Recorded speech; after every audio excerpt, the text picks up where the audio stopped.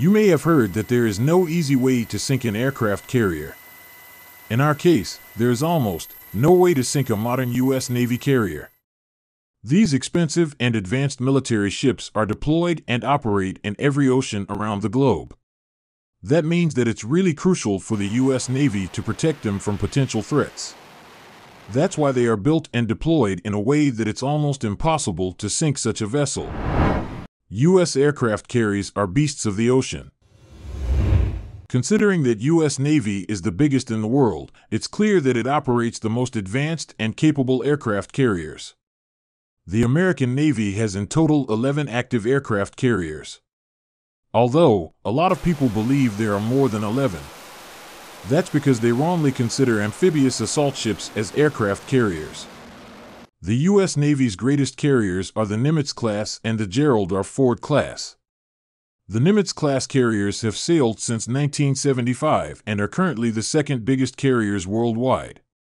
It only falls short of the Gerald R. Ford class that holds the record for the biggest aircraft carrier in 2021. It's capable of carrying over 75 aircraft and is powered by one Bechtel A-1B reactor. The Gerald R. Ford class carrier is the worthy subsector of the Nimitz class. Its single reactor is more convenient and powerful, and the vessel is equipped with advanced systems and an array of modern features.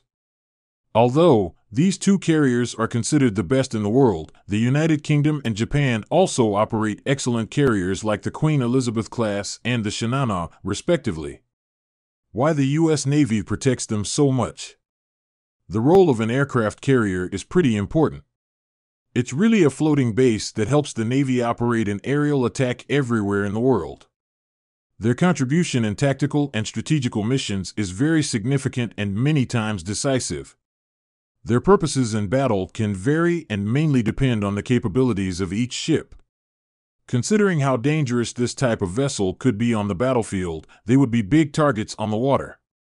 Such ships are unsurprisingly very expensive to develop and build. For example, the latest Ford-class carriers cost almost $12 billion each. Besides that, operating costs aren't cheap either.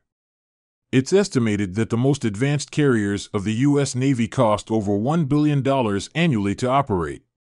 Taking in mind that, the protection plan of these ships is really important to the navies of all nations. That's why the U.S. Navy has invented the Carrier Strikes Group.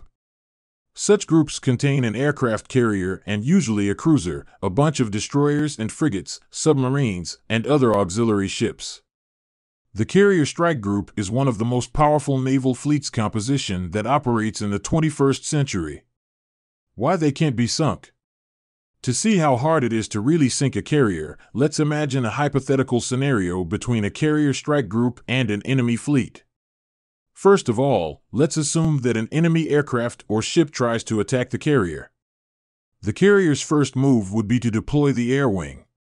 That means that the F/A-18 and the F-35 fighter jets will destroy every possible danger even before it gets close enough to attack. The F-35 has especially advanced systems and it's very efficient in battle. But if the air wing, for some reason, can't neutralize the danger and the enemy gets closer, then it's time for the rest of the carrier group to take on the challenge. The nuclear-powered submarines in combination with the powerful destroyers like the Arleigh Burke class can detect and eliminate everything that threatens the fleet in an impressive perimeter. Equipped with a variety of armaments, these vessels can destroy any possible threat. Plus, the auxiliary ships are always there to support and supply the front line of the fleet. Even in the case that the enemy threat approach close enough to attack the carrier, the ship has its own advanced defense systems. Beyond radar and other modern technology, the carriers are equipped with very efficient armament. They have automated guns, missiles, and systems that are capable of protecting the ship on their own.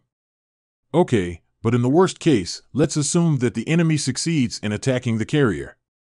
Remember that aircraft carriers, and especially the U.S., have enormous size and a huge displacement of hundreds of thousands of tons. Regardless of the hits that it will get, these ships are practically unsinkable.